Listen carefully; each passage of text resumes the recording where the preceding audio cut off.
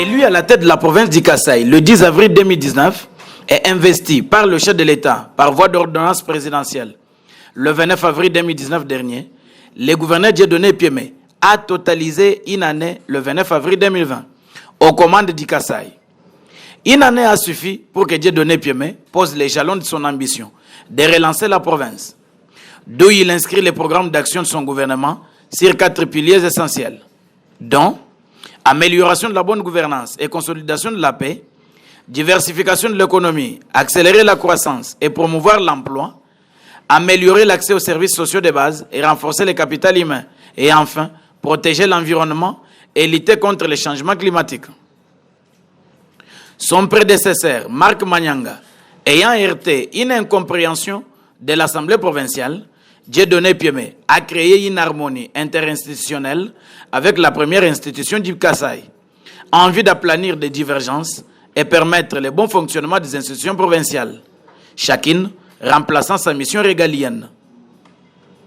Dans le souci de faire rayonner la bonne gouvernance dans ses différentes facettes, le gouverneur Dieudonné Piémé a tenu régulièrement le réunion des conseils de sécurité. Cet organe, chargé de statuer sur la sécurité dans la province, a fonctionné normalement, ce qui a conduit à la levée des barrières et au strict respect des droits de l'homme, gage d'une paix retrouvée. La bonne gouvernance judiciaire oblige. Le gouverneur Dieudonné Piémé a pris en charge les obsèques des juges du tribunal de grande instance de Tchikapa, décédés alors qu'ils voulaient regagner leur poste de travail. Le numéro 1 du Kasaï a également plaidé pour que le Conseil supérieur de la magistrature puisse affecter d'autres magistrats à cet office.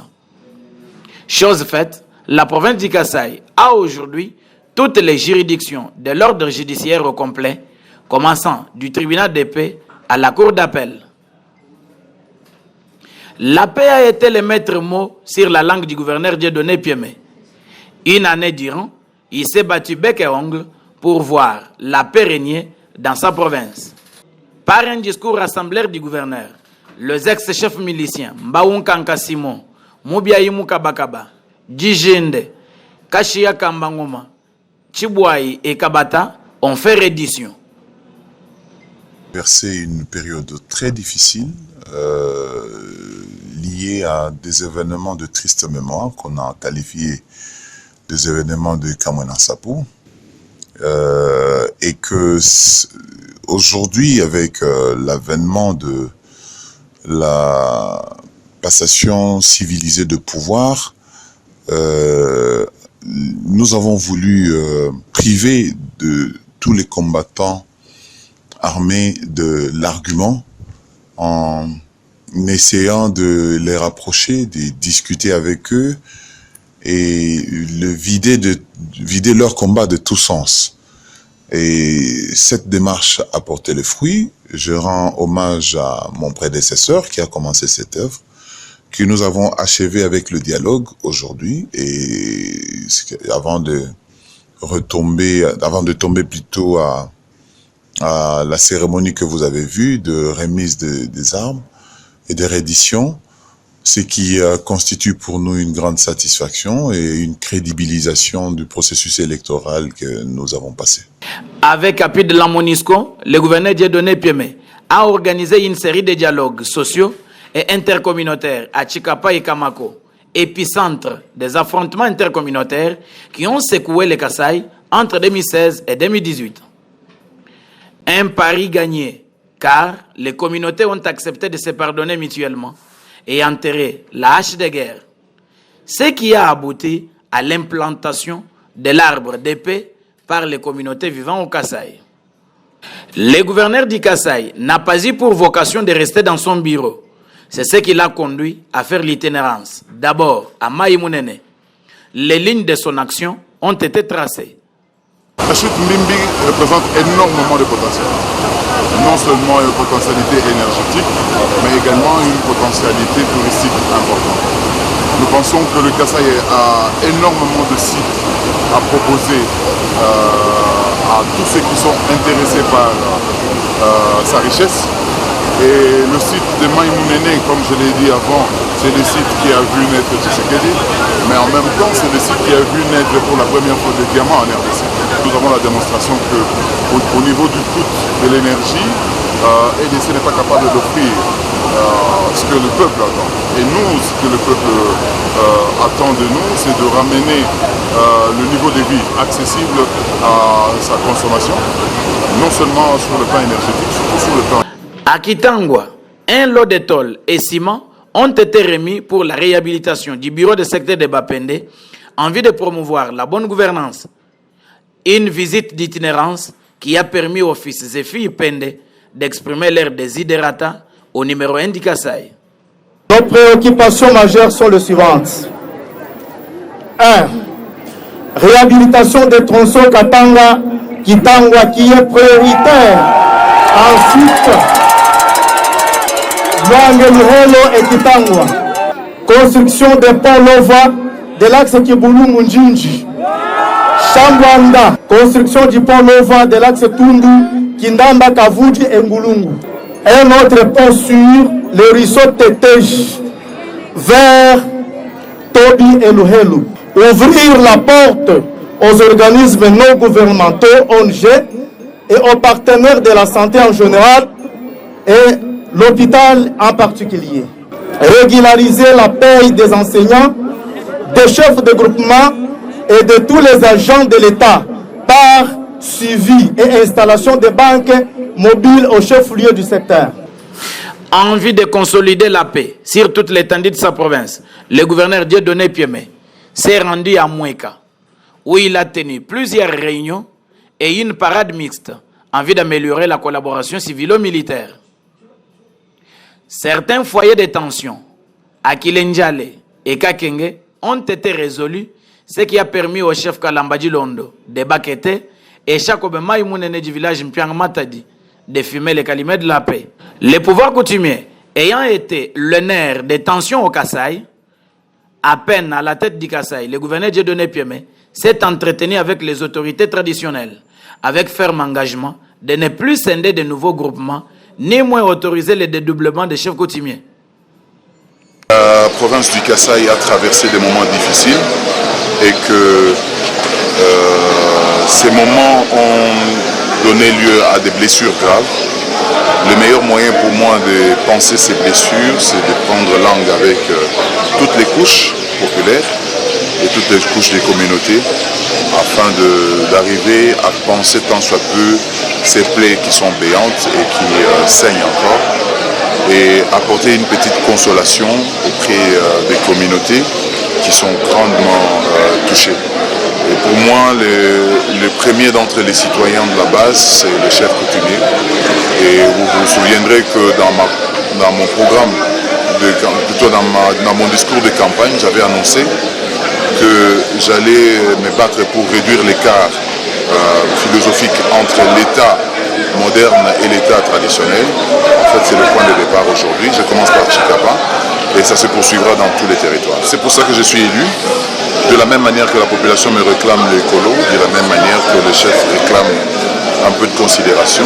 Ce n'est pas trop demandé que de solliciter la considération. C'est mon devoir, c'est lui de protéger tous les citoyens, y compris les chefs coutumiers. Ils ont posé autant de problèmes, entre autres les problèmes de décision de groupement et autres, ce qui a semblé aussi créer des difficultés. Au chef coutumier que durant mon mandat, je ne scinderai pas un seul groupement. Et cela, c'est parce que je voudrais faire respecter nos valeurs. Et au contraire, je ferai protéger nos valeurs traditionnelles par le respect des limites des groupements tels qu'ils sont définis. Donc, je serai plutôt leur protecteur et non pas leur détracteur. Soutenu par le ministre provincial de l'Intérieur, le gouverneur Dieudonné Piémé a résolu les conflits coutumiers les plus datants dans les groupements de Bakwa Lemba à Kibulungu et Ngongo Ubole à Machi dans le secteur de Bapende. Le chef Kalamba de Benalulua a été même invité à Chikapa pour résoudre certains conflits qui sévissent entre les fils Lulua ayant choisi de vivre au Kasaï. En social, un accueil digne, ponctué d'une prise en charge conséquente, a été réservé aux expulsés, réfugiés et retournés volontaires de l'Angola, dans la bande frontalière de Kamako.